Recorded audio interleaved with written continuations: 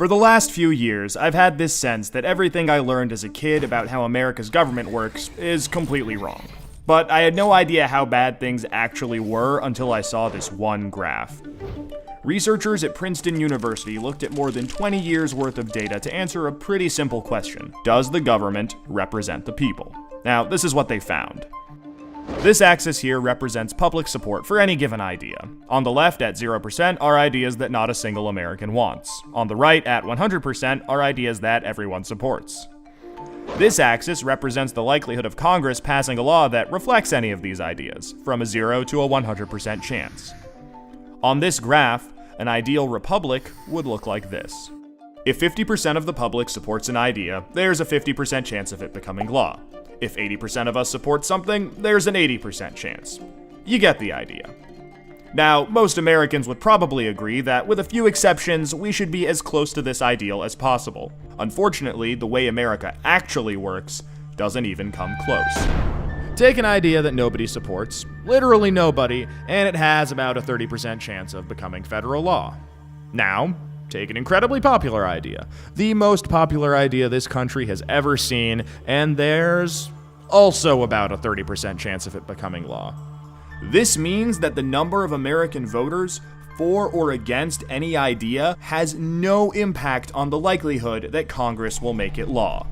Put another way, and I'm just going to quote the Princeton study directly here, the preferences of the average American appear to have only a minuscule, near zero, statistically non-significant impact upon public policy.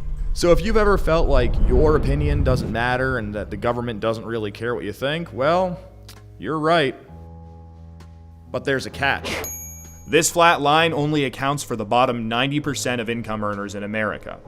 Economic elites, business interests, people who can afford lobbyists, they get their own line.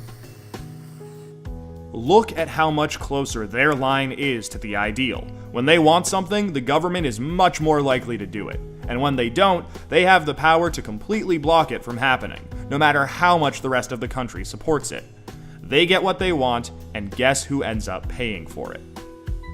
We pay for it with the most expensive healthcare in the world. We pay for it with a tax code that's a complete mess. We pay for it with internet that's slower and more expensive, with wasteful spending, a floundering education system, a catastrophic drug war, and 1 in 5 American children born into poverty. Almost every major issue we face as a nation can be traced back to this graph. How does this happen?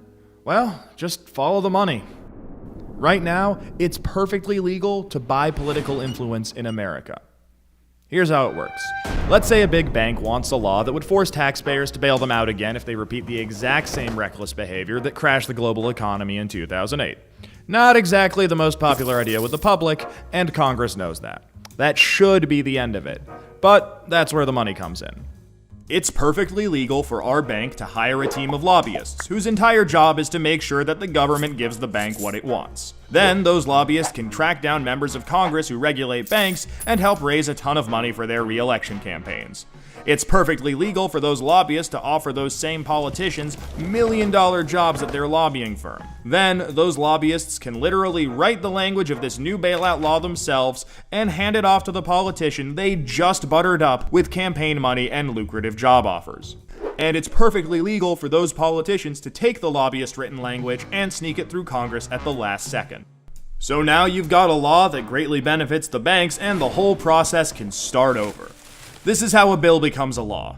A special interest hires some lobbyists, those lobbyists collect campaign contributions, offer jobs, and then write the laws that Congress then passes to help those same special interests. This happens every day on every single issue with politicians of both parties. In the last 5 years alone, the 200 most politically active companies in the United States spent $5.8 billion influencing your government. Those same companies got $4.4 trillion in taxpayer support. And that's trillion, with a T. And that's just the top 200 companies. Never mind every other special interest, every union, every trade association, and every billionaire. Every single one of them can use their money to buy political influence.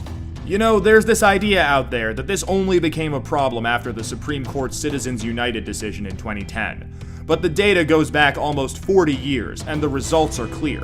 Corruption is legal in America. And as long as it is, anyone who can spend money to buy political influence will. The solution here isn't rocket science. Make corruption illegal. We already know Congress won't do it. I mean, one look at this chart will tell you that. What we need is a plan that lets us go around Congress and do what the American people do best. Fix this mess ourselves.